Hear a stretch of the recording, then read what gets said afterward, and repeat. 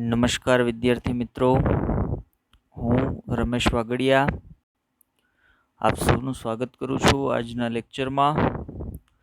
આજનો લેક્ચર આપણું જે રનિંગ ચેપ્ટર છે કે જે ધોરણ 12નું 8મું ચેપ્ટર છે, માનવ સ્વાસ્થ્ય અને રોગો, એના પરનો ત્રીજો લેક્ચર છે.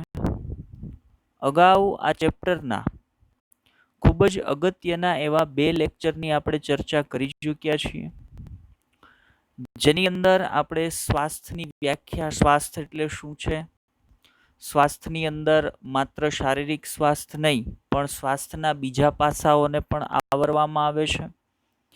પછી જૂના સમયની અંદર બીમારી થવા માટેના કારણો કોને માનવામાં આવતા હતા. બીજું, જૂના સમયની અંદર બીમારીના ઈલાજો છે એ કઈ રીતે કરવામાં આવતા હતા. ત્યાર પછી હિપ્પોક્રેટ્સની આપણે વાત કરી હતી. એણે સ્વાસ્થ્ય માટેની પરિકલ્પના રજૂ કરી હતી, હ્યુમર્સ પરિકલ્પના, હ્યુમર્સ થિયરી જેને આપણે કહેતા હતા. ત્યાર પછી આપણે ભારતીય ચિકિત્સા પદ્ધતિ આયુર્વેદાની વાત કરી હતી.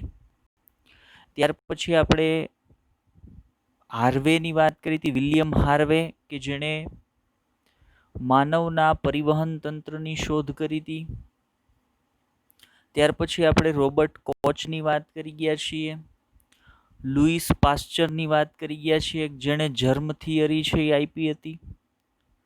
રોબર્ટ કોચે કોચ પોસ્ચ્યુલેટ છે એ આપ્યા હતા, કે જેની મદદ વડે તમે વિવિધ રોગ માટે જવાબદાર જે રોગકારકો છે એની ઓળખ કરી શકો છો. તો આ તમામ બાબતો સંદર્ભની માહિતી અત્યાર સુધીમાં આ ચેપ્ટરની આપણે જોઈ ગયા છીએ, જે ગયા 2 લેક્ચરની આપણે વાત કરીએ છીએ એની અંદર. અને બીજા લેક્ચરમાં આપણે તમને એવું કહેતા હતા, પહેલો લેક્ચર આપણે કમ્પ્લીટ એનસીઆરટી 12 વાત કરી હતી, જે જરૂરિયાતની માહિતી હતી એના વિશે વાત કરી હતી. બીજા લેક્ચરમાં પણ થોડી ઘણી આપણે એનસીઆરટી 12 જઈ અને પછી એનસીઆરટીમાં આપણે એન્ટર કરી ગયા હતા. મતલબ હવે આપણે એનસીઆરટીની વાત કરીએ છીએ. આપણી જે બુક છે એની અંદર ચેપ્ટર સંદર્ભની જે કાંઈ માહિતીઓ આપેલી છે આપણે એને જોઈએ છીએ. અને એમાં પણ આપણે ક્યાં પહોંચી ગયા છીએ, તો એનસીઆરટીનો એક ટોપિક છે માનવમાં જોવા મળતા સામાન્ય રોગો. એની ચર્ચા પર આપણે હવે પહોંચી ગયા છીએ. હવે આજના લેક્ચરમાં આપણે માનવમાં જોવા મળતા જે સામાન્ય રોગો છે એની ચર્ચા તો કરવાના જ છીએ. એ ટોપિક વિશે આજના લેક્ચરની અંદર આપણે વાત કરવાના છીએ. પણ માનવમાં જોવા મળતા વિવિધ જે રોગો છે, જે સામાન્ય રોગો જે માનવની અંદર જોવા મળે છે, એને વ્યવસ્થિત રીતે સમજવા માટે થોડીક પરિભાષાઓ આપણે સમજવી પડશે. બરાબર? થોડીક મહત્વપૂર્ણ પરિભાષાઓ, જેને આપણે ઇમ્પોર્ટન્ટ ટર્મિનોલોજી તરીકે ઓળખાવીએ, એને થોડીક પહેલાં આપણે સમજવી પડશે. અને પછી આપણે એનસીઆરટીની અંદર જે સામાન્ય રોગો વિશે વાત કરી છે એ રોગો પર એન્ટર કરીશું, એને સમજીશું. અહીંયા આપણે ઘણા બધા રોગો વિશે વાત કરવાના છીએ. રોગો કઈ રીતે થાય છે, એ રોગ ઉત્પન્ન કરતા કારકો ક્યાં ક્યાં છે, કારકો કઈ રીતે મનુષ્યના શરીરમાં પ્રવેશે છે, જ્યારે વ્યક્તિને કોઈ રોગ લાગુ પડે છે ત્યારે એના સામાન્ય લક્ષણો શું હોય છે, આ તમામ બાબતો સંદર્ભની વાત. અને એને ન થવા દેવા માટે આપણે કેવા કેવા પ્રિકોશન રાખી શકીએ, આ બધી બાબતોની ચર્ચા આપણે આ ચેપ્ટરની અંદર કરવાના છીએ. આમ જોવા જઈએ તો આપણું આ ચેપ્ટર છે એ 3 ભાગની અંદર ડિવાઈડ કરેલું છે. 3 ભાગ એટલે પહેલો ભાગ જે ચેપ્ટરનો છે એમાં માનવની અંદર જોવા મળતા સામાન્ય રોગો વિશે તમે ચર્ચા કરશું. પાર્ટ 2, બીજો જે પાર્ટ છે ચેપ્ટરનો, એની અંદર આપણે આપણા પ્રતિકારક તંત્ર, આપણા ઇમ્યુન સિસ્ટમ વિશે વાત કરીશું.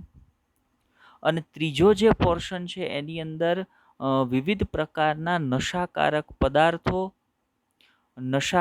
પદાર્થોની અસરો, વ્યક્તિને નશાકારક પદાર્થોની ટેવો, આ તમામ બાબતો સંદર્ભની ચર્ચા આપણે ચેપ્ટરના ત્રીજા પોર્શનની અંદર કરવાના છીએ. બરાબર. તો ચલો આપણે વાત કરીએ આજના લેક્ચરમાં. આપણે પહેલા થોડીક ઇમ્પોર્ટન્ટ ટર્મિનોલોજીને સમજવાના છીએ, અને આ ટર્મિનોલોજી માત્ર ફંડામેન્ટલ કે બેઝિક નથી કે જેના આધારે આપણે આગળનું ચેપ્ટર સમજીશું, પણ આ ટર્મિનોલોજી જે એનસીઆરટીમાં નથી આપી છતાં પણ એની અંદરથી ક્વેશ્ચન પૂછાય છે. એટલે એક્ઝામના પોઈન્ટ ઓફ વ્યૂથી, ક્વેશ્ચન આન્સરના પોઈન્ટ ઓફ વ્યૂથી પણ આ ટર્મિનોલોજી મારા માટે ઇમ્પોર્ટન્ટ છે. અને આમ જોવા જઈએ તો આ ચેપ્ટરની વાત કરીએ તો ચેપ્ટરમાં આપણે અહીંયા જેટલું પણ ભણીશું, એનસીઆરટી હશે નહીં હોય, ડઝન્ટ મેટર, એ બધું આપણા માટે એક સોશિયલ અવેરનેસ માટે ખૂબ જ જરૂરી હશે. આપણી પોતાની જાણકારી માટે પણ એ બધી બાબતો ખૂબ જ ઇમ્પોર્ટન્ટ હશે. ચાલો, તો મેં તમને કીધું એમ આજે આપણે થોડીક ઇમ્પોર્ટન્ટ ટર્મિનોલોજી વિશે વાત કરવાના છીએ. તો લેક્ચરની શરૂઆત કરીએ, આગળ વધીએ, કઈ કઈ બાબતોની આપણે ચર્ચા કરવાના છીએ. ચલો, તો મેં તમને કીધું એમ કે આજે આપણે ઘણી મહત્વપૂર્ણ પરિભાષાઓ એટલે કે ઇમ્પોર્ટન્ટ ટર્મિનોલોજી વિશે ચર્ચા કરવાના છીએ. કઈ કઈ ટર્મિનોલોજીની આપણે અહીંયા ચર્ચા કરવાના છીએ એની વાત કરું તો આપણે બધી ઇમ્પોર્ટન્ટ ટર્મિનોલોજીનું એક લિસ્ટ છે અહીંયા મૂક્યું છે. એ લિસ્ટ પ્રમાણે આપણે એક પછી એક ટર્મિનોલોજીને જોતા જઈએ, સમજતા જઈએ કે ભાઈ ખરેખર એ શું છે. બરાબર. તો આપણે અહીંયા ઘણી મહત્વપૂર્ણ પરિભાષાઓ, ઇમ્પોર્ટન્ટ ટર્મિનોલોજી વિશે ચર્ચા કરવાના છીએ. જેમાં પહેલી આપણે ચર્ચા કરવાના છીએ પેથોલોજી વિશે. કે ભાઈ પેથોલોજી એટલે શું? પેથોલોજી શબ્દ ખરેખર શેના માટે વાપરવામાં આવે છે? પેથોલોજી છે શું? બરાબર. હવે જુઓ, લોજી એવો શબ્દ છે એટલે પહેલા એક સ્પાર્ક મગજમાં આપણને પહેલા થાય કે ભાઈ આ કોઈ બાયોલોજી છે, એની પેટા શાખા હોવી જોઈએ. બરાબર. અથવા આપણે એને થોડુંક નાનું કરી નાખ્યું, એના બદલે એમ કહીએ કે ભાઈ આ કોઈ એક વિજ્ઞાનની શાખા છે એ હોવી જોઈએ. બરાબર. પેથોલોજી છે એ શું છે? તો ભાઈ વિજ્ઞાનની કોઈ એક શાખા હોવી જોઈએ, એટલા માટે એને લોજી એવો શબ્દ છે એ પાછળ લાગે છે. તો પેથોલોજી છે એ વિજ્ઞાનની એક શાખા છે. શેના સંદર્ભ કાર્ય કરતી વિજ્ઞાનની શાખા છે? ઇમ્પોર્ટન્ટ માહિતી છે, ધ્યાનમાં લેજો. આ આપણી જાણકારી માટે પણ ખૂબ જ અગત્યનું છે કે જે આજના લેક્ચરમાં આપણે જોવાના છીએ. બરાબર. અને આ બધી બાબતોને આપણે નોટ તૈયાર કરવાની છે, આ બધી બાબતોની. તો પેથોલોજી એટલે શું છે? તો ભાઈ પેથોલોજી એ મેડિકલ ફિલ્ડની એક એવી શાખા છે કે જેમાં વિવિધ પ્રકારના જે રોગો છે એ રોગોની તમારા અંગ તંત્રો પર કયા પ્રકારની અસરો થાય છે.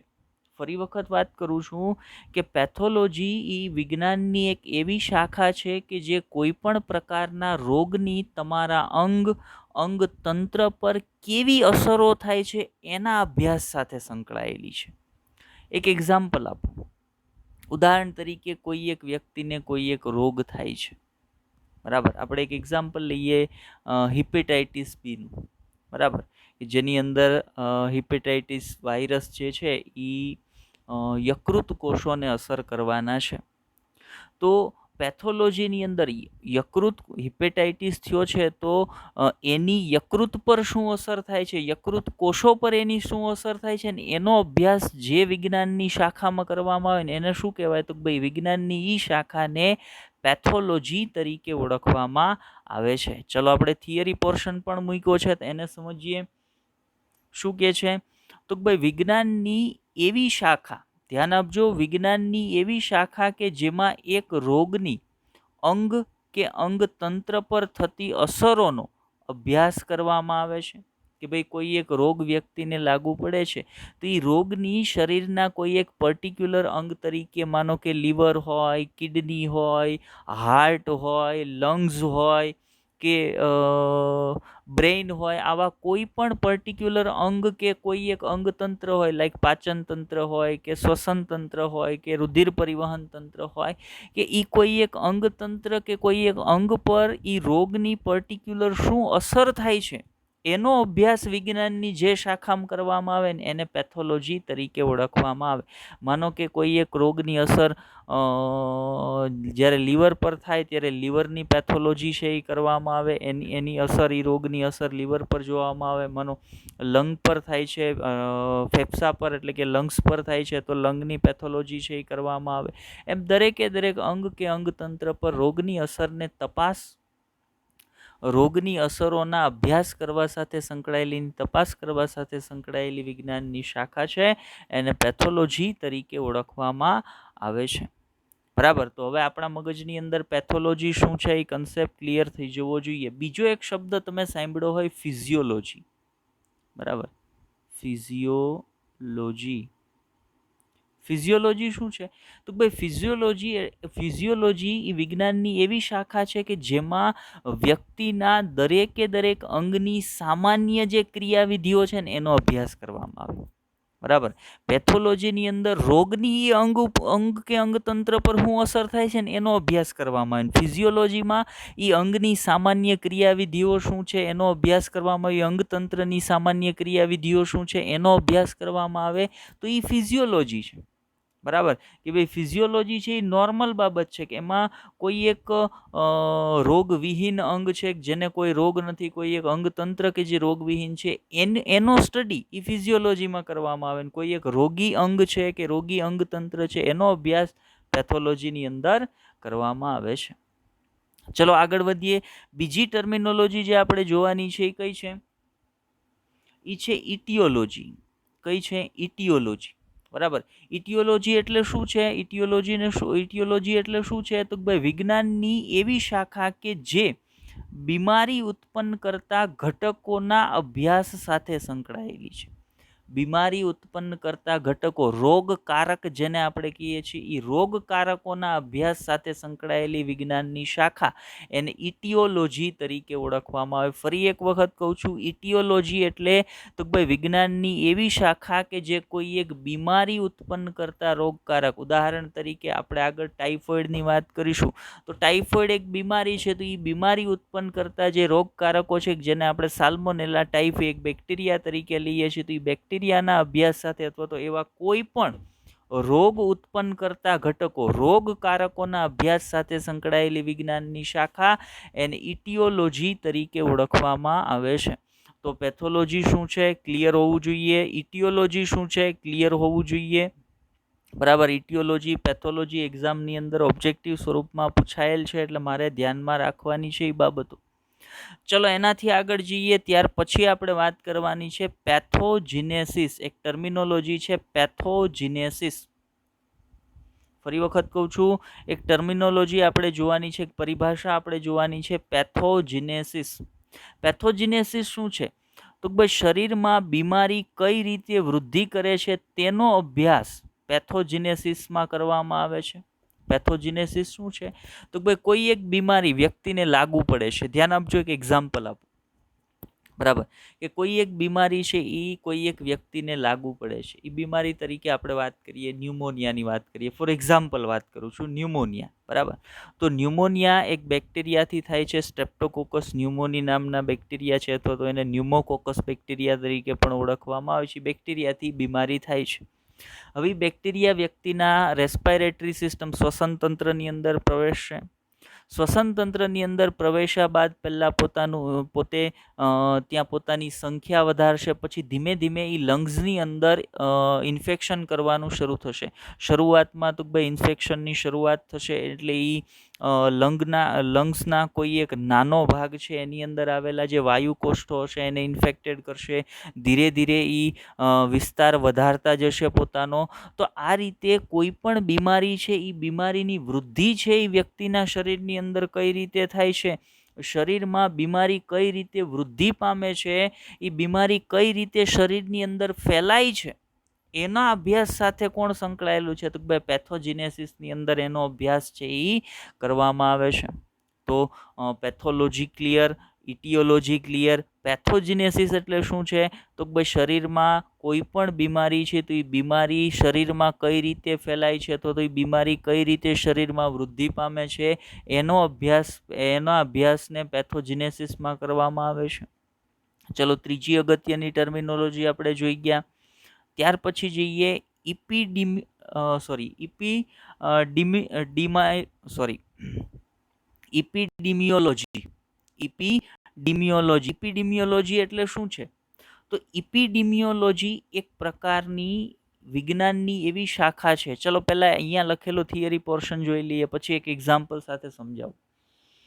ઇપિડેમિયોલોજી વિજ્ઞાનની એવી શાખા કે જેમાં એવા રોગોનો અભ્યાસ કરવામાં આવે છે કે જે ખૂબ ઓછા સમયમાં કોઈ એક દેશના ઘણા બધા વિસ્તારોમાં તીવ્રતાથી ફેલાયેલો હોય. બરાબર. હવે માનો આપણે અત્યારે જે રોગ સામે લડી રહ્યા છીએ, હાલના સમયની વાત કરીએ, આખું વિશ્વ, આપણે નહીં, આખું વિશ્વ, જેમ કે COVID-19 કોરોના વાયરસ દ્વારા થતો જે ઇન્ફેક્શન છે એની આપણે વાત કરીએ, તો અત્યારે COVID-19 ને આપણે કેવો કહીએ છીએ? પેન્ડેમિક કહીએ છીએ. તમે ઘણી બધી જગ્યાએ સાંભળ્યું હશે, ન્યૂઝની અંદર સાંભળ્યું હશે કોરોના વાયરસ પેન્ડેમિક અથવા COVID-19 પેન્ડેમિક.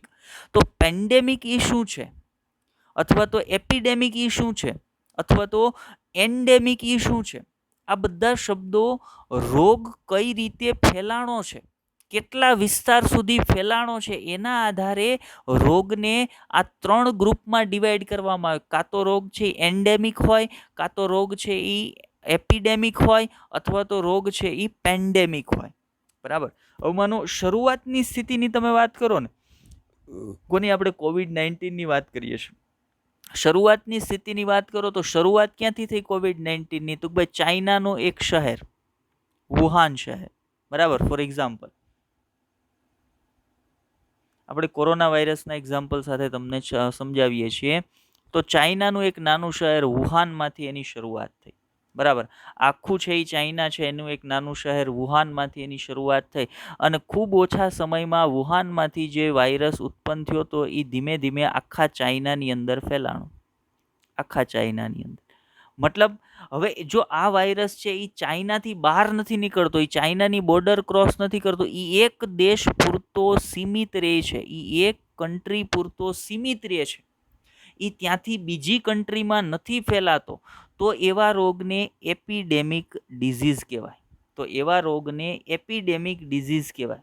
પહેલાં ડિઝીઝ સમજો, પછી એપિડેમિયોલોજી પર પાછા લઈ જાઓ તમને. બરાબર. પહેલાં રોગ વિશે સમજો કે ભાઈ, જ્યારે કોઈ એક રોગ ખૂબ જ ઝડપથી પણ માત્ર એક જ દેશના વિવિધ વિસ્તારોમાં ફેલાતો હોય, એ દેશની બાઉન્ડ્રી ક્રોસ કરીને એક દેશમાંથી બીજા દેશમાં ન ફેલાતો હોય, તો એવા રોગને એપિડેમિક ડિઝીઝ કહેવાય. પણ હવે જુઓ કે અહીંયા ચાઇના છે, બાજુમાં માનો ક્યાંય બીજું કોઈ કન્ટ્રી ઇન્ડિયા છે, બાજુમાં કોઈ USA છે, ઇટલી છે, માનો કે અહીંયા બાજુમાં એક્ઝામ્પલ તરીકે વાત કરું કે આ બધા કન્ટ્રી છે. હવે એ ડિઝીઝ ચાઇનામાં તો ફેલાણો જ, એટલે જ્યાં સુધી ચાઇના પૂરતો એના કન્ટ્રીમાં ફેલાતો હતો ત્યાં સુધી એપિડેમિક હતો. પણ હવે એ ચાઇનામાંથી નીકળી અને ઇન્ડિયાની અંદર આવ્યો, ઇટલીની અંદર આવ્યો, USAની અંદર આવ્યો. મતલબ એ બોર્ડર ક્રોસ કરીને જ્યારે એક દેશમાંથી વિશ્વના બીજા કન્ટ્રીઓમાં ફેલાવા માંડ્યો ને, ત્યારે એ ડિઝીઝ શું થઈ ગયો? પેન્ડેમિક ડિઝીઝ થઈ ગયો. પહેલાં એને શું કહેતા હતા? એપિડેમિક કહેતા હતા. હવે એ કેવો થઈ ગયો? પેન્ડેમિક. જ્યારે એ એક દેશ પૂરતો જ માત્ર ફેલાતો હતો, ફેલાય ખૂબ જ ઝડપથી, પણ જ્યારે એ માત્ર કોઈ એક કન્ટ્રી પૂરતો ફેલાતો હોય, આગળ આપણે એના એક્ઝામ્પલ સાથે એપિડેમિક, એન્ડેમિક અને પેન્ડેમિક ત્રણેયને એક્ઝામ્પલ સાથે વ્યવસ્થિત રીતે સમજશું. પણ અત્યારે ઇપિડેમિયોલોજીને સમજવા માટે તમારા મગજની અંદર એપિડેમિક ડિઝીઝ એટલે એપિડેમિક રોગ કોને કહેવાય એ પહેલાં ક્લિયર થવું જોઈએ. એટલા માટે અહીંયા વચ્ચે મેં વાત લઈ લીધી છે. તો હવે એપિડેમિક ડિઝીઝ, એપિડેમિક રોગ કોને કહેવાય એ ક્લિયર થઈ ગયું આપણને, કે કોઈ એક રોગ ખૂબ જ ઝડપથી ફેલાતો હોય પણ એ માત્ર કોઈ એક નિશ્ચિત દેશ પૂરતો જ, એ દેશની બહાર ન ફેલાતો હોય, એ એક દેશ પૂરતો જ ફેલાતો હોય, એ દેશના વિવિધ વિસ્તારો પૂરતો જ ફેલાતો હોય, ત્યારે એને એપિડેમિક ડિઝીઝ કહેવાય. હવે એવા જે એપિડેમિક ડિઝીઝ છે, ફરીથી ઉપરની વ્યાખ્યા, એપિડેમિયોલોજીની જે વ્યાખ્યા, એપિડેમિયોલોજી એટલે શું છે એ સમજતા હતા ને, એના પર જઈએ. જુઓ, હવે એપિડેમિક ડિઝીઝ તમને ખબર પડી ગઈ. તો વિજ્ઞાનની એવી શાખા કે જેમાં એવા રોગનો અભ્યાસ કરવામાં આવે છે કે જે ખૂબ જ ઓછા સમયમાં કોઈ એક દેશના ઘણા બધા વિસ્તારોમાં તીવ્રતાથી ફેલાતો હોય. મતલબ એપિડેમિયોલોજીની અંદર એપિડેમિક ડિઝીઝ, ઇપિડેમિયોલોજીની અંદર એપિડેમિક ડિઝીઝ છે ને એનો અભ્યાસ કરવામાં આવે. અને આગળના સમયની અંદર વિજ્ઞાનનું અથવા તો મેડિકલ ફિલ્ડનું સૌથી એકદમ કહીએ ને કે જેની અંદર પુષ્કળ સ્કોપ છે એવું કોઈ ક્ષેત્ર હોય ને તો એપિડેમિયોલોજી અત્યારે છે. બરાબર, કે એપિડેમિયોલોજીની અંદર પુષ્કળ સ્કોપ છે આગળ ચાલતા. તો અત્યારનું હાલનું એવું ફિલ્ડ છે. મતલબ હવે આપણને એપિડેમિયોલોજી શું છે એ ખબર પડી ગઈ કે વિજ્ઞાનની એવી શાખા જેમાં એપિડેમિક ડિઝીઝનો અભ્યાસ કરવામાં આવે કે ભાઈ એ ડિઝીઝ છે એનું ઉદ્ભવ સ્થાન શું છે, કોના વડે થાય છે, કઈ રીતે થાય છે, એનું ઇન્ફેક્શન કઈ રીતે ફેલાય છે, એ વ્યક્તિમાંથી બીજા વ્યક્તિમાં કઈ રીતે ફેલાય છે, એના કોમન સિમ્ટમ્સ કયા કયા છે, એનો મોર્ટાલિટી રેટ એ કેટલી વધારે અસર છે એ શરીરને, માનવ શરીરને કરે છે, મોર્ટાલિટી રેટ શું છે, આ બધી બાબતોનો અભ્યાસ વિજ્ઞાનની જે શાખામાં એપિડેમિક ડિઝીઝ માટે કરવામાં આવે ને વિજ્ઞાનની એ શાખાને એપિડેમિયોલોજી તરીકે ઓળખવામાં આવે છે. તો હવે એપિડેમિયોલોજી ક્લિયર થઈ ગયું આપણા માઇન્ડની અંદર. ચલો એના પછી જે ટર્મિનોલોજી વિશે આપણે વાત કરવાના છીએ એના પર જઈએ. ત્યાર પછી આપણે વાત કરવાના છે એપિડેમિક ડિઝીઝ એટલે કે એપિડેમિક રોગ. બરાબર, એવા રોગ કે જે ખૂબ જ ઝડપથી કોઈ એક દેશના વિવિધ વિસ્તારોમાં ફેલાતા હોય, પરંતુ તે માત્ર, જો ધ્યાન આપજો, પરંતુ તે માત્ર તે દેશ પૂરતા મર્યાદિત હોય, માત્ર એ દેશ પૂરતા, એ દેશની બોર્ડરને ક્રોસ કરીને બીજા દેશોમાં ન ફેલાતા હોય, તો એવા રોગને એપિડેમિક રોગ તરીકે, એપિડેમિક ડિઝીઝ અથવા એપિડેમિક રોગ તરીકે ઓળખવામાં આવે છે. આગળ વધીએ. બીજો ડિઝોર્ડર છે પેન્ડેમિક. હવે એવા રોગ કે જે વિશ્વના મોટા ભાગના દેશોમાં ફેલાતા હોય, મતલબ ચાઇનામાંથી શરૂ થયો, ચાઇનાના વુહાનમાંથી શરૂ થયો. પહેલાં એ ચાઇના પૂરતો ફેલાણો, ત્યારે એ એપિડેમિક હતો. પછી ચાઇનામાંથી નીકળી અને ઇટલીમાં ગયો, ત્યાંથી યુએસએમાં ગયો, ચાઇનામાંથી ઇન્ડિયાની અંદર આવ્યો અને વિશ્વના મોટા ભાગના કન્ટ્રીઓની અંદર ફેલાણો. તો હવે એ એપિડેમિક નો રહ્યો, હવે એ કેવો થઈ ગયો? પેન્ડેમિક ડિઝીઝ થઈ ગયો. બરાબર. બીજું એક ધ્યાન રાખજો કે પાછળ મેં લખી દીધું છે, છતાંય કહી દઉં કે દરેક પેન્ડેમિક રોગ હોય ને, દરેક પેન્ડેમિક ડિઝીઝ હોય, દરેક પેન્ડેમિક રોગ હોય ને એપિડેમિક હોય જ. દરેક પેન્ડેમિક રોગ એક એપિડેમિક રોગ છે, પરંતુ દરેક એપિડેમિક રોગ પેન્ડેમિક હોતા નથી. ઉદાહરણ એનું આપું, એક ઇબોલા વાયરસ. ઇબોલા વાયરસ આફ્રિકાના અમુક વિસ્તારો પૂરતો ફેલાણો, પણ એ આફ્રિકાની અંદર રહ્યો, એ આફ્રિકાથી બીજા કોઈ કન્ટ્રીની અંદર ફેલાણો નહીં. એટલે ઇબોલા છે એ આફ્રિકા પૂરતો કેવો થઈ ગયો? એપિડેમિક ડિઝીઝ થઈ ગયો. હવે એ એપિડેમિક છે પણ પેન્ડેમિક નથી. હવે માનો કોરોના વાયરસનું એક્ઝામ્પલ લઈએ તો કોરોના વાયરસ છે એ પહેલાં વુહાનમાંથી શરૂ થઈને ચાઇનામાં ફેલાણો, એટલે ત્યારે એ કેવો હતો? એપિડેમિક હતો. પણ પછી વિશ્વ આખામાં ફેલાણો, એટલે એ કેવો થઈ ગયો? પેન્ડેમિક. એટલે આપણે એવું કહી શકીએ કે દરેક પેન્ડેમિક એ એપિડેમિક હોય જ, પણ દરેક એપિડેમિક પેન્ડેમિક હોય એવું જરૂરી નથી. ચલો આગળ એ સંદર્ભની માહિતી આપણે એક સ્લાઇડમાં મૂકી હતી, પણ આપણે તમને એમને સમજાવી દીધું છે, કશો વાંધો નહીં. ચલો જોઈએ કે શું કીધું છે. દરેક પેન્ડેમિક રોગ એક એપિડેમિક છે, પરંતુ દરેક એપિડેમિક રોગ પેન્ડેમિક હોય તે ફરજિયાત નથી. ચલો એના પછીની ટર્મિનોલોજી જોઈએ, ડાયગ્નોસિસ, નિદાન. બરાબર. તો આપણે નિદાન એટલે શું, ખરેખર શું છે? આપણે ડૉક્ટર પાસે જઈએ, બરાબર, તો આપણે ડૉક્ટર પાસે જઈએ ને એટલે ડૉક્ટર થોડાક આપણને પ્રશ્નો પૂછે કે ભાઈ તમે છેલ્લા 2 દિવસની અંદર ખોરાકમાં શું લીધું છે, અથવા તો માથું દુખે છે, ઉધરસ આવે છે, ગળામાં દુખે છે, બરાબર, નાકમાંથી પાણી પડે છે, પેટમાં દુખાવો થાય છે. આ બધા પ્રશ્નો એના શેના માટે છે? આ બધા પ્રશ્નો એ શેના માટે પૂછે છે? તો તમને જે બીમારી છે ને એનું નિદાન કરવા માટે, એની તપાસ કે ભાઈ ખરેખર કઈ બીમારી છે અને પકડવા માટે એનું નિદાન કરવું જરૂરી છે. નિદાન એટલે ઈલાજ નહીં, ધ્યાન રાખજો, કન્ફ્યુઝ ન થતા. નિદાન એટલે તપાસ, કે ઈ રોગની ઓળખ. ઉદાહરણ તરીકે દરેક રોગ છે ને એ પોતાના એક સ્પેસિફિક સિમ્ટમ સાથે હોય. ઉદાહરણ તરીકે આગળ તમે ટાઇફોઇડની વાત કરવાના છો, તો ટાઇફોઇડના અમુક સ્પેસિફિક સિમ્ટમ્સ હોય કે જે વ્યક્તિને ટાઇફોઇડ એને કન્ટિન્યુઅસ લાંબા સમય સુધી એકદમ તીવ્ર તાવ આવે, બરાબર, તો આપણને પ્રશ્ન એવો થાય કે તાવ તો મેલેરિયાની અંદર આવે, તો પણ મેલેરિયામાં જે તાવ આવે એ કેવો હોય? એકાત્રા તાવ હોય. એક દિવસ આવે, વળી એક દિવસ ના આવે, 2 દિવસ આવે, વળી 1-2 દિવસ ના આવે. તો એવો એકાત્રા તાવ નહીં, કન્ટિન્યુઅસ અને ખૂબ હાઈ ફીવર આવે, ટાઇફોઇડનું લક્ષણ છે. ભૂખ ન લાગવી, નબળાઈ લાગવી, ટાઇફોઇડનું લક્ષણ છે. બરાબર. ત્યાર પછી ટાઇફોઇડના બીજા લક્ષણોની આપણે આગળ આમ તો ચર્ચા કરીશું ટાઇફોઇડના બીજા લક્ષણોની, પણ એ દરેક લક્ષણ, ઉદાહરણ તરીકે પેટની નીચેના ભાગની અંદર ચાંભા પડી જવા, લાલ રંગના સ્પોટ્સ છે એ થઈ જવા, તો એ ટાઇફોઇડનું લક્ષણ છે. આંતરડાની અંદર ચાંદા પડી જવા એ ટાઇફોઇડનું લક્ષણ છે. તીવ્ર કન્ડિશન જ્યારે ચેપની હોય ત્યારે આંતરડાની અંદર છિદ્ર પણ પડી જવા આ ટાઇફોઇડના લક્ષણો છે. તો મતલબ આપણને ડૉક્ટર એવું પૂછે કે ભાઈ પેટમાં દુખાવો થાય છે, તો આપણે એમ કહીએ હા, બરાબર. પછી બીજા નંબરનું કોઈક માથામાં દુખાવો થાય છે, તો ભાઈ હા. ગળામાં દુખાવો થાય છે, તો આપણે કહીએ નહીં, બરાબર. પછી ભૂખ લાગે છે, તો ભાઈ નહીં, ઓછી ભૂખ લાગે છે. તો આ બધા સિમ્ટમ્સ એ તપાસે, સિમ્ટમ્સ પૂછી અને એ રોગનું નિદાન કરે. ઓકે, આટલા લક્ષણો છે એટલે આને આ રોગ હોવાની શક્યતા હશે. પછી એના માટે વિવિધ જે કંઈ કસોટીઓ અત્યારે તો ટેકનોલોજીના વિકાસ સાથે એવી કસોટીઓ પણ આવી છે જેની મદદ વડે તમે સીધી કસોટી દ્વારા રોગની તપાસ કરી શકો. તો એ રોગની તપાસ કરવી કે આ કયો રોગ છે પર્ટિક્યુલર, એને આપણે રોગનું નિદાન કહીએ. પછી ઇન્ક્યુબેશન પીરિયડ 7 કાળ, બરાબર.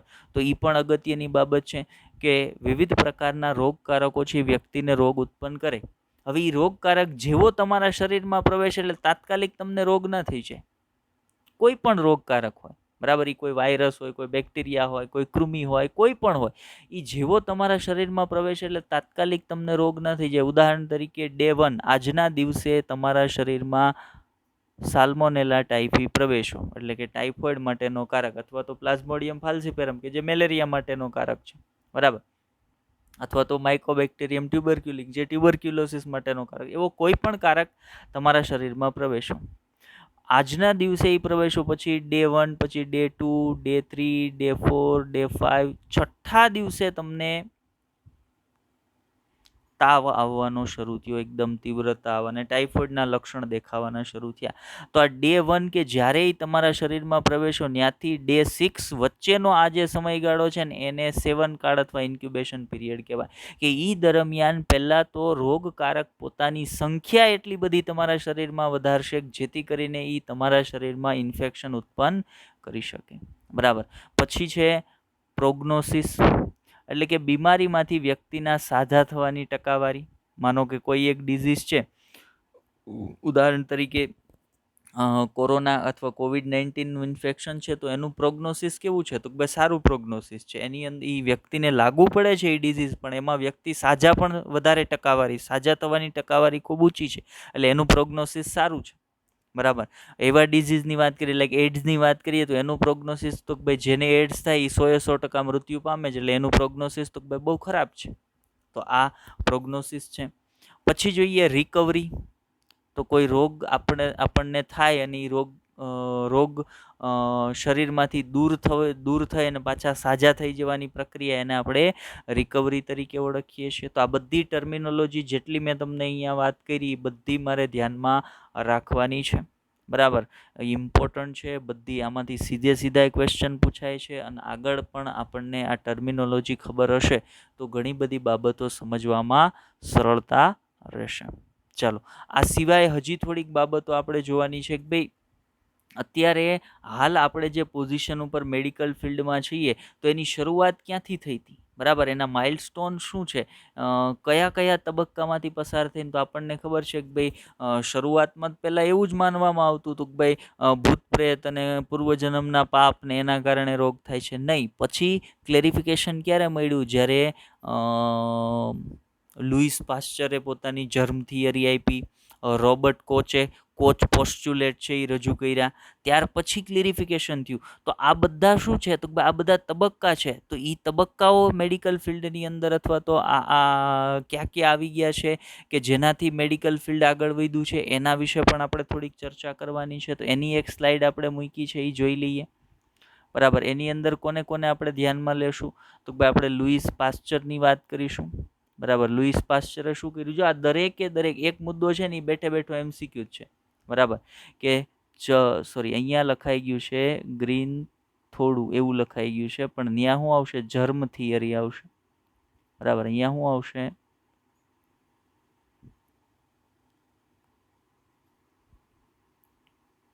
જર્મ થિયરી, બરાબર. કોણે રજૂ કરી હતી? તો ભાઈ germ theory of disease Louis પાસ્ચોરે રજૂ કરી હતી. બરાબર. પછી આપણે એક વૈજ્ઞાનિક વિશે વાત કરી હતી, રોબર્ટ કોચ. બરાબર. રોબર્ટ કોચને મેડિકલ માઇક્રોબાયોલોજીના સ્થાપક તરીકે ઓળખવામાં આવે છે. બેઠે બેઠો MCQ છે કે નીચે આપેલા ઓપ્શનમાંથી મેડિકલ માઇક્રોબાયોલોજીના સ્થાપક કોણ છે? તો ભાઈ મેડિકલ માઇક્રોબાયોલોજીના સ્થાપક છે રોબર્ટ કોચ. એણે શું રજૂ કર્યું હતું? એણે કોચ પોસ્ચ્યુલેટ છે એ આપ્યા હતા. હવે કોચ પોસ્ચ્યુલેટ એ ખરેખર છે શું? કોચ પોસ્ચ્યુલેટની આપણે છેલ્લા 2 લેક્ચરથી ચર્ચા કરીએ છીએ કે ભાઈ કોચ પોસ્ચ્યુલેટ છે એ રોબર્ટ કોચે આપ્યા હતા, કોચ પોસ્ચ્યુલેટ છે એ રોબર્ટ કોચે આપ્યા હતા. પણ એ કોચ પોસ્ચ્યુલેટ ખરેખર છે શું? તો ભાઈ કોચ પોસ્ચ્યુલેટ એ કોઈ પણ પ્રકારના રોગકારકની ઓળખ કરવામાં મદદરૂપ થાય છે. હવે એણે શું કર્યું હતું? રોબર્ટ કોચે કઈ રીતે કોચ પોસ્ચ્યુલેટ છે એ આપ્યા હતા?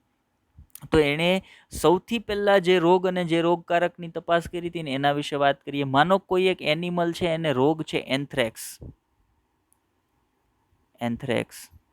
સૌથી પહેલા એણે એન્થ્રેક્સ રોગની તપાસ કરી હતી. અને આ રોગ માટે જવાબદાર જે કારકો છે એ છે એક બેક્ટેરિયા બેસિલસ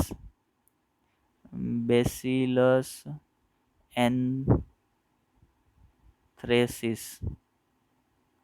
બેક્ટેરિયાનું નામ છે બેસિલસ એન્થ્રેસિસ નામના બેક્ટેરિયા છે. એ એન્થ્રેક્સ થવા માટે જવાબદાર છે. એટલે એણે શું કર્યું? જે એનિમલને એન્થ્રેક્સ હતો, આ રોગ હતો, એનું રુધિર લીધું. ધ્યાન આપજો, એણે કઈ રીતે કોચ પોસ્ચ્યુલેટ છે એ તૈયાર કર્યા હતા એની વાત કરીએ છીએ આપણે. તો એણે એનું બ્લડ લીધું, રુધિર લીધું. એ રુધિરને આઇસોલેટ કર્યું. એટલે એમાંથી આ રોગ માટે જવાબદાર જે બેક્ટેરિયા હતા ને એ બેક્ટેરિયાને અલગીકૃત કર્યા.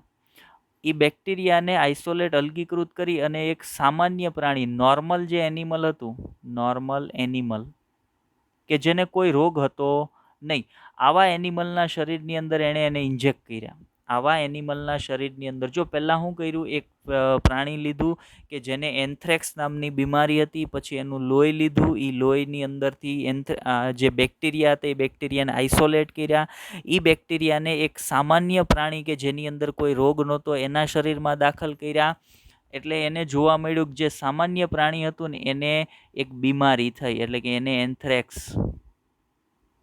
એન્થ્રેક્સ છે એને લાગુ પડ્યો. હવે એણે શું કર્યું? ફરી આજે પ્રાણીને એન્થ્રેક્સ લાગુ પડ્યો છે ને એનું પાછું બ્લડ લીધું.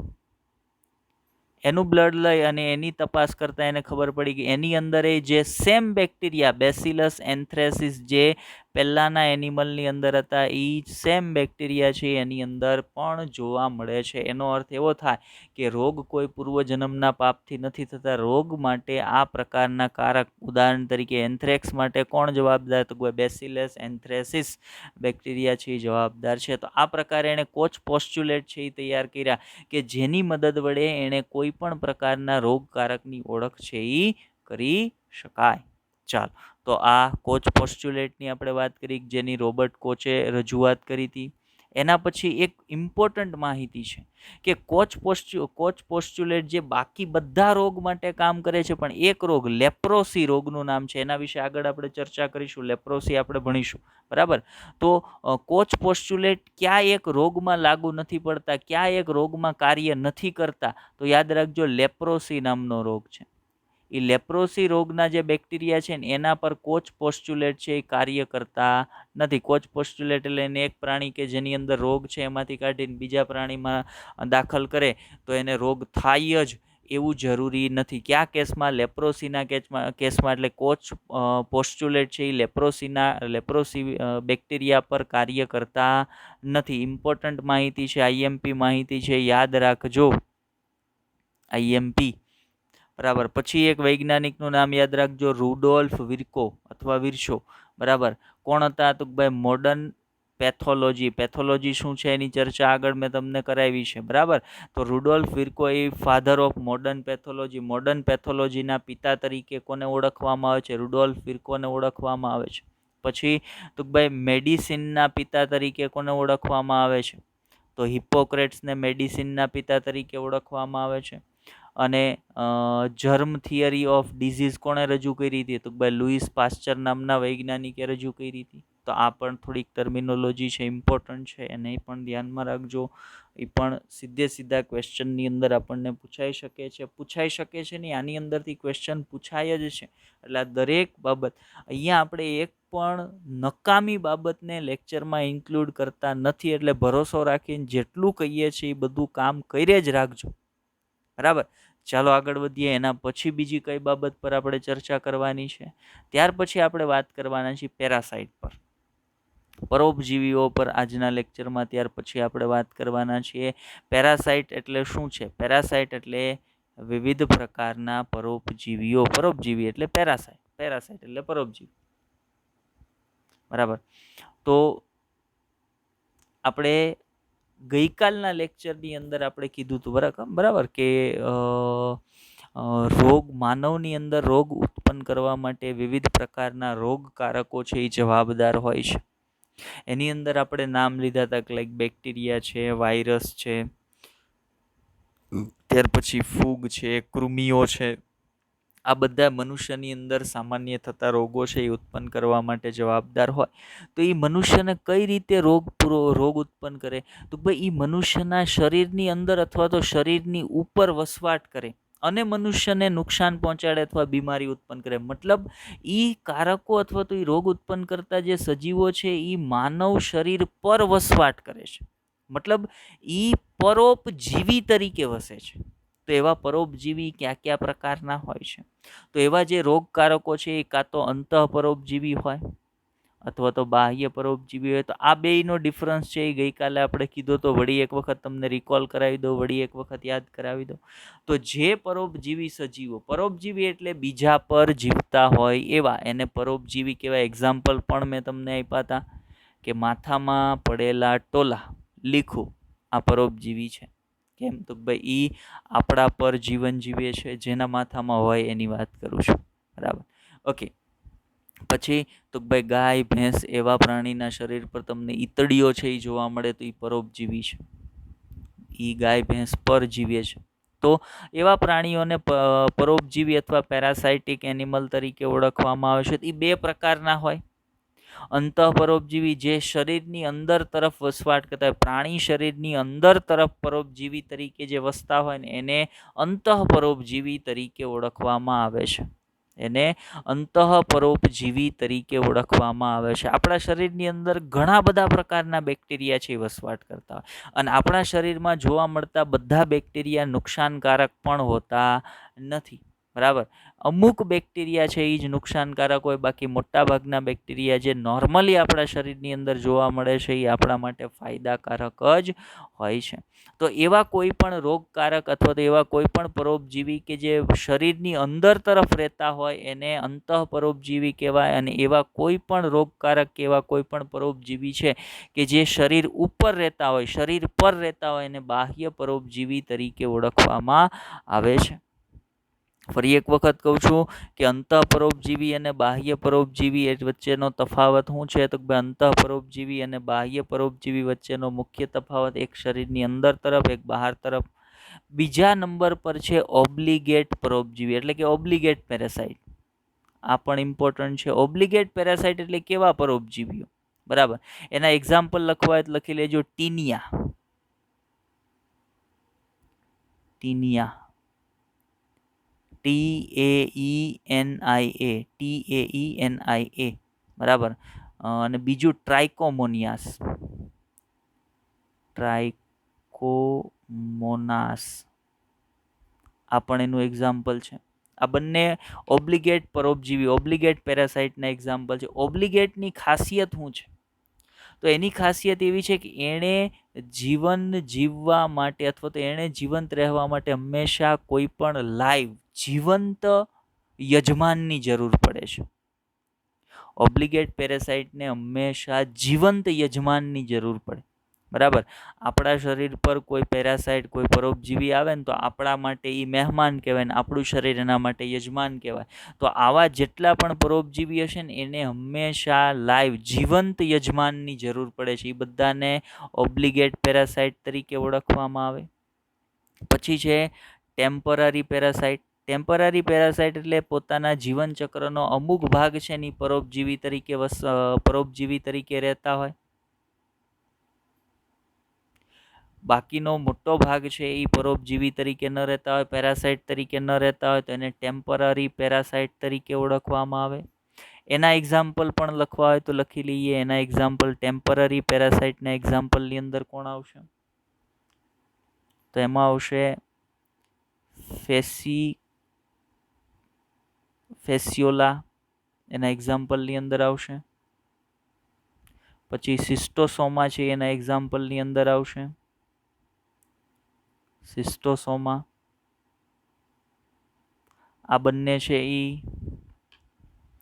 ટેમ્પરરી પેરાસાઇટના એક્ઝામ્પલ આવશે. પછી આવશે ફેકલ્ટેટિવ પેરાસાઇટ, ફેકલ્ટેટિવ પરોપજીવી.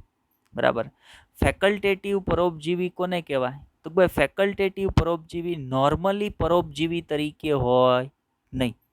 નોર્મલી પરોપજીવી તરીકે જીવન ન જીવતા હોય, નોર્મલી એ નોર્મલ સજીવ તરીકે જીવન જીવતા હોય, પણ જો એને જરૂરિયાત ઊભી થાય તો એ પરોપજીવી તરીકે પણ જીવી શકે, તો એ પરોપજીવી તરીકે પણ વર્તન કરી શકે. તો એવા પરોપજીવીને ફેકલ્ટેટિવ પરોપજીવી કે ભાઈ જરૂરિયાત અનુસાર પરોપજીવી તરીકે પણ વર્તી શકે. એના એક્ઝામ્પલની અંદર કોણ આવશે? તો ભાઈ એના એક્ઝામ્પલમાં આવશે,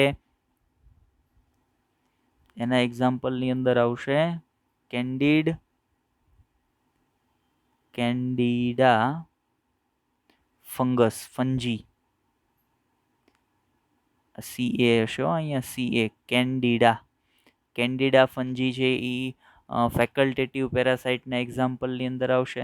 તો આટલા પ્રકારના પરોપજીવીઓ છે એ હોઈ શકે છે કે જે મનુષ્યની અંદર રોગ ઉત્પન્ન કરે છે. ફરી એક વખત કહું, અંતઃ, બાહ્ય, ઓબ્લિગેટ, ટેમ્પરરી અને ફેકલ્ટેટિવ પેરાસાઇટ અથવા તો પરોપજીવીઓ. ચાલો એના પછીની સ્લાઇડમાં આપણે થોડાક ડિઝીઝ વિશે વાત કરીએ, જેના વિશે હું તમને આગળ સમજાવતો હતો અને પછી એવું કીધું કે ભાઈ પાછળ એના વિશે આપણે થોડીક ડિટેલમાં માહિતી લેશું. તો અહીંયા રોગો એવું લખીને નીચે લખ્યું છે એન્ડેમિક, એપિડેમિક, પેન્ડેમિક. બરાબર. તો આ 3 મુખ્ય ડિઝીઝના ટાઈપ છે. એને ત્રણેયને આપણે સમજીશું કે ભાઈ પેન્ડેમિક એટલે શું, એપિડેમિક એટલે શું અને એન્ડેમિક એટલે શું. બરાબર.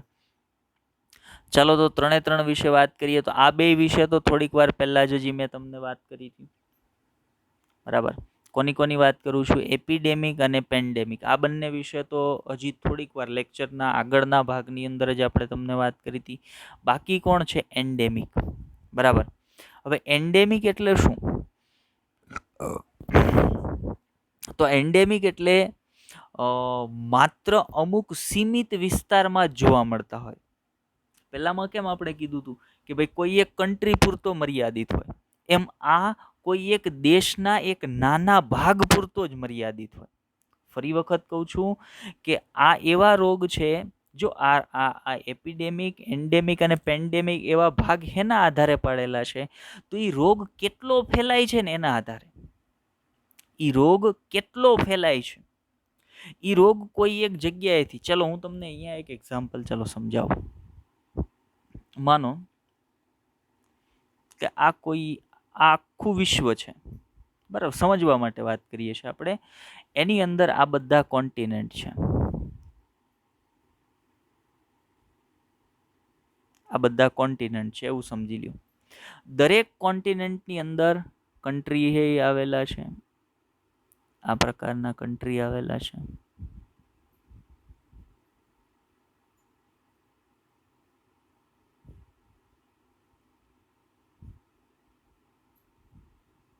મતલબ અહીંયા આપણે નાના ભાગ પાડતા જઈએ છીએ. હવે થયું શું? એક ડિઝીઝ થયો. બરાબર. એ ડિઝીઝ કોઈ એક કન્ટ્રીના નાના ભાગ પૂરતો જ મર્યાદિત છે, આટલો ભાગ. બરાબર. વિશ્વના કમ્પેરિઝનમાં આટલો ભાગ બહુ મોટો કહેવાય. રેડ ડોટ મેં જે કર્યું ને એટલા ભાગ પૂરતો જ ડિઝીઝ થાય છે, એને એન્ડેમિક કહેવાય.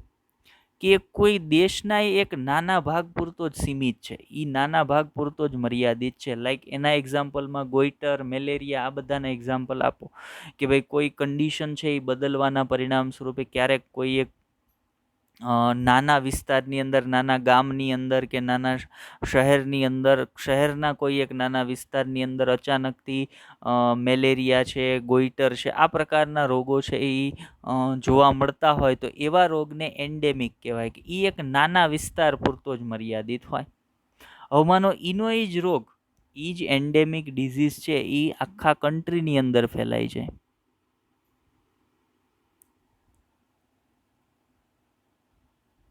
બરાબર, તો એ શું થઈ ગયું? હવે એ થઈ જશે એન્ડેમિકમાંથી થઈ જશે એપિડેમિક. બરાબર, પછી તો ભાઈ આસપાસના કન્ટ્રીઓમાં ફેલાવાનો શરૂ થઈ જાય, આખા વિશ્વની અંદર ફોર એક્ઝામ્પલ ફેલાવાનો શરૂ થઈ જાય. તો એ શું થઈ ગયો? એ થઈ ગયો પેન્ડેમિક. એ કેવો ડિઝીઝ થઈ જશે? પેન્ડેમિક. તો હવે તમને કન્સેપ્ટ મગજમાં ક્લિયર થઈ ગયો હશે કે એક કન્ટ્રીના કોઈ એક નાના વિસ્તાર, પર્ટિક્યુલર એરિયા પૂરતો જ માત્ર સીમિત કોઈ એક રોગ હોય ને તો એને એન્ડેમિક કહેવાય. જ્યારે આખા કન્ટ્રીને એક ડિઝીઝ કવર કરતો હોય પણ એ કન્ટ્રીથી બહાર ન જતો હોય, માત્ર એ એક કન્ટ્રી પૂરતો જ, એક દેશ પૂરતો જ સીમિત હોય, ત્યારે એને એપિડેમિક કહેવાય. અને જ્યારે એ એક દેશમાંથી વિશ્વના તમામ દેશોની અંદર ફેલાતો હોય ને ત્યારે એને પેન્ડેમિક ડિઝીઝ તરીકે ઓળખવામાં આવે છે. ચાલો, આટલી વસ્તુ આપણને સમજાઈ ગઈ છે. ત્રણ ડિઝીઝના પ્રકાર કઈ, કોને એન્ડેમિક કહેવાય, કોને એપિડેમિક કહેવાય અને કોને પેન્ડેમિક કહેવાય. શું કામ કોરોનાને COVID-19 પેન્ડેમિક શું કામ કહેવાય છે? COVID-19 પેન્ડેમિક આવો શબ્દ શું કામ વપરાય છે? તો હવે આપણને સીધી સ્પાર્ક થવો જોઈએ, ઓકે આ કારણથી COVID-19 ને પેન્ડેમિક કીધો છે. ચાલો, એના પછીનું જે ટર્મિનોલોજી છે એને સમજીએ. એના પછી શું છે? ક્વોરન્ટાઇન. તો આ કોઈ નવી બાબત નથી ને, હમણાં આ જે સમયગાળો હાલે છેલ્લા 3-4 મહિનાની અંદર આ શબ્દ કોઈએ ન સાંભળ્યો એવું નહીં બને. ક્વોરન્ટાઇન બધાએ સાંભળ્યો હશે. બરાબર, તો ક્વોરન્ટાઇન શું છે? તો ભાઈ કોઈ એક વ્યક્તિ બીમાર પડ્યો, સમજો કોઈ એક વ્યક્તિ બીમાર પડ્યો અને એને જે રોગ થયો છે એ ચેપી રોગ છે, એક વ્યક્તિમાંથી બીજા વ્યક્તિમાં ફેલાય છે.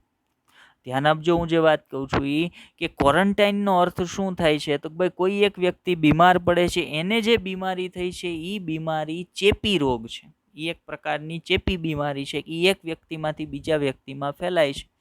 તો જે રોગી વ્યક્તિ છે એને બીજા તમામ વ્યક્તિઓથી અલગ પાડી નાખવામાં આવે ને તો એ વ્યક્તિને ક્વોરન્ટાઇન કર્યો છે એમ કહેવાય. બરાબર, અને આ બધી વસ્તુ તો આપણે આપણી આસપાસમાં ક્યાંક ને ક્યાંક જોઈ હશે, ક્યાંક સાંભળી હશે. કેમ તો ભાઈ આપણા ગામની અંદર કે આપણા એરિયાની અંદર કે આપણા તાલુકાની અંદર ક્યાંક ને ક્યાંક કોકને ક્વોરન્ટાઇન તો કર્યા જ હશે. મને પોતાને ક્વોરન્ટાઇન કરેલો છે, 14 દિવસ મને પોતાને ક્વોરન્ટાઇન કર્યો હતો. તો એવી શક્યતા હતી કે ભાઈ હું એક પોઝિટિવ જે કેસ હતો એના સંપર્કમાં આવ્યો હતો, તો એવી શક્યતા હતી કે મને પોઝિટિવ હોઈ શકે, એટલે બીજા લોકોને મારામાંથી લાગુ ન પડે, એટલે મને કોઈ એક નિશ્ચિત એરિયા પૂરતો 14 કે 15 દિવસ માટે બાકી તમામ લોકોથી દૂર રાખી દેવામાં આવે તો હું ક્વોરન્ટાઇન છું એમ કહી શકાય. બરાબર, તો આ વસ્તુ એટલે ક્વોરન્ટાઇન છે. પછીનો શબ્દ છે પ્રોફાઇલેક્સિસ. પ્રોફાઇલેક્સિસનો અર્થ શું થાય? પ્રોફાઇલેક્સિસ એટલે એવા ઉપાયો, ધ્યાન આપજો હું જે વાત કરું છું એ એવા ઉપાયો કે જેના દ્વારા બીમારીથી બચી શકાય, એવા ઉપાયો કે જેના દ્વારા બીમારીથી બચી શકાય, જેને આપણે શું કહીએ છીએ? જેને આપણે પ્રિકોશન કહીએ. ઉદાહરણ તરીકે હમણાં તમે સાંભળ્યું હશે કે ભાઈ ઉકાળા પીવા જોઈએ જેથી કોરોના ન થાય. બરાબર, તો એ ઉકાળા પીવા એ શું છે? પ્રોફાઇલેક્સિસમાં આવશે. બરાબર, પછી તો ભાઈ આદુનો ટુકડો છે એ મોઢામાં, આવું બધું આપણે સાંભળ્યું. આદુનો ટુકડો છે એ મોઢામાં રાખવો, કોરોના ન થાય. હળદરવાળું દૂધ પીવું, કોરોના ન થાય. વિટામિન સી લેવો જેથી કરીને ઇમ્યુનિટી વધે, કોરોના ન થાય. તો કોઈ એક બીમારી છે એ બીમારી ન થવા દેવા માટે જે કાંઈ કરવામાં આવે ને એ બધા શેમાં આવે? પ્રોફાઇલેક્સિસની અંદર આવશે. એ બધી બાબતોને શેમાં? પ્રિકોશન અથવા પ્રોફાઇલેક્સિસની અંદર મૂકવામાં આવે છે. ચાલો, તો હવે પ્રોફાઇલેક્સિસ પણ આપણે ક્લિયર થઈ ગયા. પ્રોફાઇલેક્સિસ કોને કહેવાય? છેલ્લી એક બાબત જોઈએ આપણે, પછી એનસીઆરટીની અંદર આપેલા જે માનવમાં થતા સામાન્ય રોગો છે એના પર જતા રહીએ સીધા. હવે કોઈ પણ રોગ છે તો એ રોગકારકોની, એ રોગ માટે કોઈ એક રોગકારક તો જવાબદાર હશે. હવે એ રોગકારકની રોગકારકોની રોગ ઉત્પન્ન કરવાની પદ્ધતિ, કઈ રીતે રોગકારક છે એ તમારા શરીરમાં કઈ રીતે રોગ ઉત્પન્ન કરી શકે, તો મુખ્ય બે રીતે. કાં તો એ તમારા શરીરની કોઈ પેશીને નુકસાન પહોંચાડે, અથવા તો એ તમારા શરીરમાં ઝેરી દ્રવ્યનો સ્ત્રાવ કરે. ફરી વખત કહું છું કે કોઈ પણ રોગકારક તમારા શરીરને રોગ કઈ રીતે ઉત્પન્ન કરે, તો કાં તો એ તમારા શરીરની કોઈ પેશી છે એનો નાશ કરી નાખે અને તમને ડિઝીઝ ઉત્પન્ન થાય અથવા રોગ ઉત્પન્ન થાય, અથવા એ તમારા શરીરની અંદર એવા ઝેરી દ્રવ્યનો સ્ત્રાવ કરે કે જેના કારણે રોગ છે એ થતો હોય. હવે એ જે ઝેરી દ્રવ્ય ઉત્પન્ન કરે ને એમાં પાછા બે પ્રકારના હોય, એન્ડોટોક્સિન હોય અને એક્ઝોટોક્સિન હોય. જે ઝેરી દ્રવ્ય આ રોગકારક સજીવ ઉત્પન્ન કરવાનું છે, જેને ટોક્સિન કહેવાય, એમાં બે હોય, એન્ડોટોક્સિન હોય અને એમાં એક્ઝોટોક્સિન હોય. એક્ઝોટોક્સિન. હવે એન્ડોટોક્સિન અને એક્ઝોટોક્સિન એ બંને વચ્ચે શું તફાવત છે, તો જે રોગકારક છે એ પોતાની અંદરથી કોઈ એક ઝેરી દ્રવ્યનો સ્ત્રાવ કરે અને એ તમારા શરીરના વિવિધ ભાગોની અંદર અથવા તો તમારા શરીરની અંદર ભળે અને તમને રોગ ઉત્પન્ન થાય ને તો એને એક્ઝોટોક્સિન કહેવાય. પણ એ રોગકારક પોતે જ એક ઝેરી ઘટક તરીકે વર્તે ને તો એને એન્ડોટોક્સિન કહેવાય. એ રોગકારક પોતે જ એક ઝેરી ઘટક તરીકે વર્તે ને તો એને એન્ડોટોક્સિન કહેવાશે.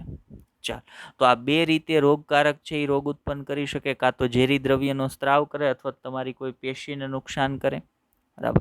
પેશીને કઈ રીતે નુકસાન કરે છે આગળ જ્યારે રોગ ભણાવીશ ત્યારે કહીશ. મેલેરિયા વખતે કહીશ કે પ્લાઝ્મોડિયમ ફાલ્સીફેરમ છે એ તમારા કઈ રીતે રક્તકોષોની અંદર દાખલ થઈ જાય ને પછી રક્તકોષો શરૂઆતમાં હિપેટોસાઇટ એટલે કે યકૃત કોષોમાં દાખલ થાય ને યકૃત કોષોને કઈ રીતે નાશ કરી નાખે. અને તમારું કોઈ પણ અંગ શેનુંથી બનેલ છે, પેશી એનાથી બનેલી છે, કોષથી બનેલી છે. તો કોષનો નાશ થાય એટલે ઓટોમેટિકલી પેશીનો નાશ થશે જ. તો કઈ રીતે એ પેશીનો નાશ કરીને રોગ ઉત્પન્ન કરે, કઈ રીતે ઝેરી દ્રવ્યનો સ્ત્રાવ કરીને એ રોગ ઉત્પન્ન કરે છે. ચાલ, હવે આપણે એન્ટર કરીએ છીએ. ક્યાં એન્ટર કરીએ છીએ તો ભાઈ માનવના સામાન્ય રોગો, માનવમાં થતા જે સામાન્ય રોગો છે એમાં સૌથી પહેલો ડિઝીઝ એનસીઆરટીમાં કયો આપેલો છે? સૌથી પહેલો ડિઝીઝ એનસીઆરટીમાં આપેલ છે ટાઇફોઇડ. હવે આપણે અત્યારે પહેલું કામ શું કરશું તો ભાઈ ટાઇફોઇડ માટે સૌથી પહેલું કામ આપણી પ્રિય બુક એનસીઈઆરટી જે છે એની અંદર ટાઇફોઇડની માહિતી હું આપી છે ને એને સમજીશું, એને જોશું.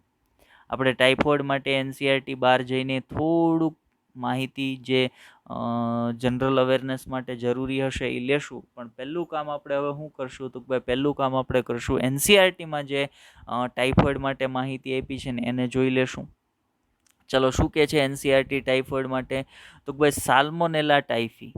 સાલ્મોનેલા ટાઇફી કોણ છે? આ છે કોણ? સાલ્મોનેલા ટાઇફી એ એક બેક્ટેરિયા છે. કોણ? એટલે એક બેક્ટેરિયા છે. બરાબર.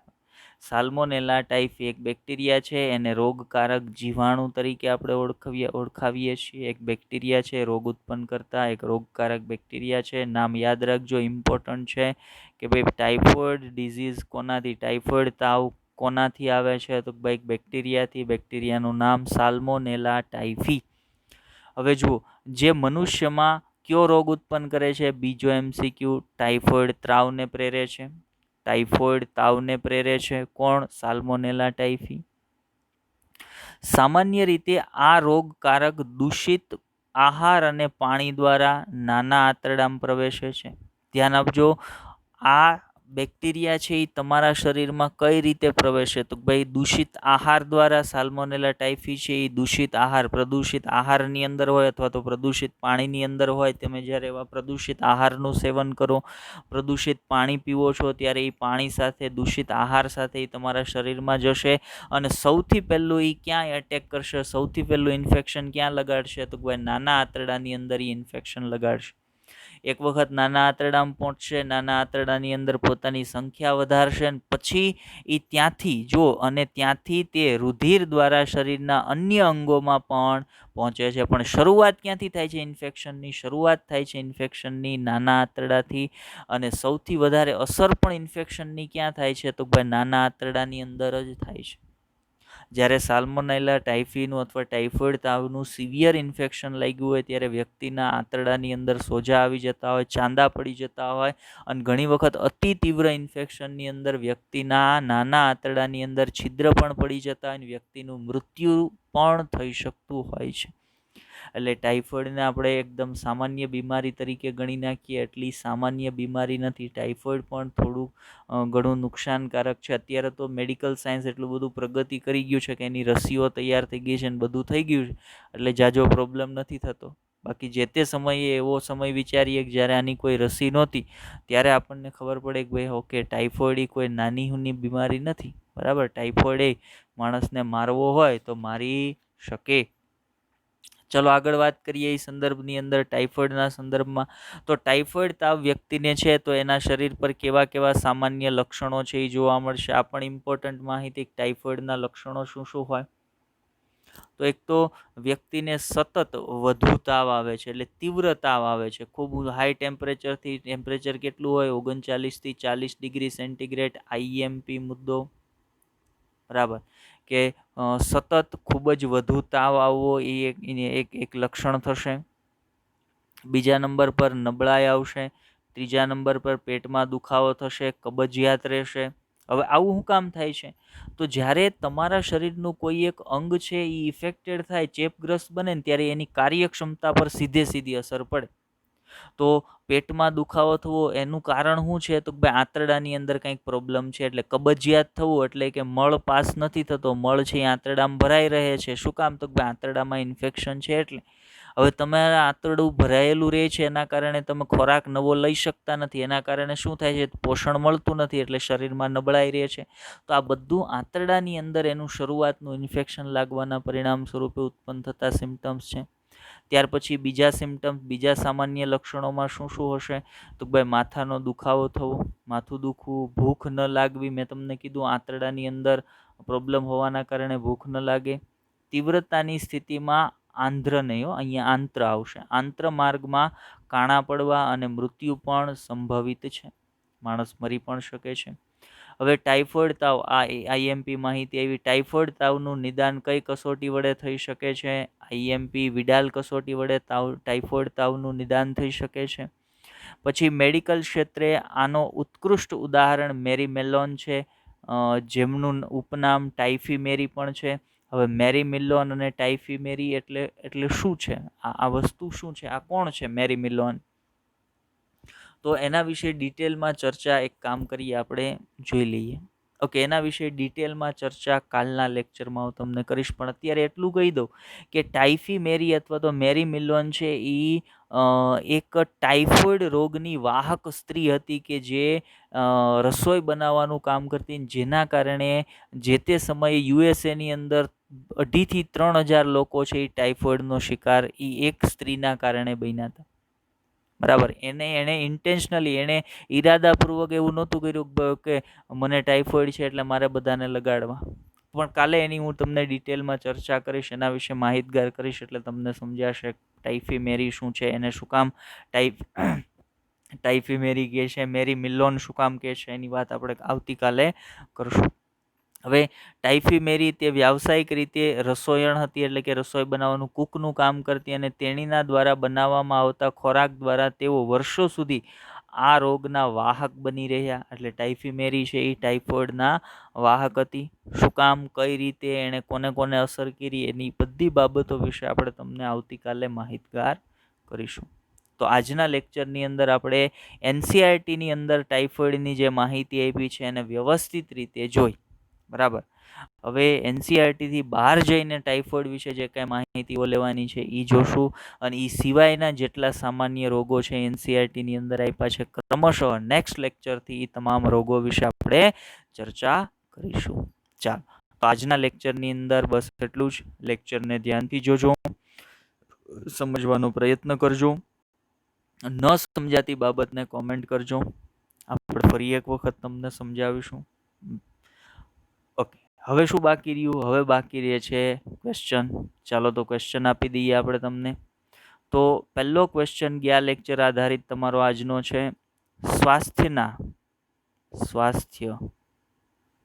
સ્વાસ્થ્યમાં કુલ કેટલા પાસા આવરવામાં આવે છે? પહેલો ક્વેશ્ચન છે તમારો. સેકન્ડ ક્વેશ્ચન, રોગો મુખ્ય કેટલા પ્રકારના હોય છે? જો અહીંયા મેં પ્રશ્નમાં એવું નથી પૂછ્યું કે એ રોગ કઈ રીતે ફેલાણો છે એના આધારે કેટલા પ્રકારના હોય છે. એવું પૂછ્યું હોત તો આન્સર બદલી જાત. અહીંયા માત્ર એટલું પૂછ્યું છે કે રોગો મુખ્ય કેટલા પ્રકારના હોય. રોગો કઈ રીતે ફેલાય છે એના આધારે કેટલા પ્રકારના હોય, તો એનો આન્સર બીજો આવશે. મુખ્ય રોગો કેટલા પ્રકારના હોય એનો આન્સર પણ બીજો આવશે. તો એ વિચારીને આન્સર કરજો. ગુડ. ચલો, આજે આપણે માત્ર તમને 2 જ ક્વેશ્ચન આપીએ છીએ. ઓકે, તો આજના લેક્ચરની અંદર બસ એટલું જ. Best of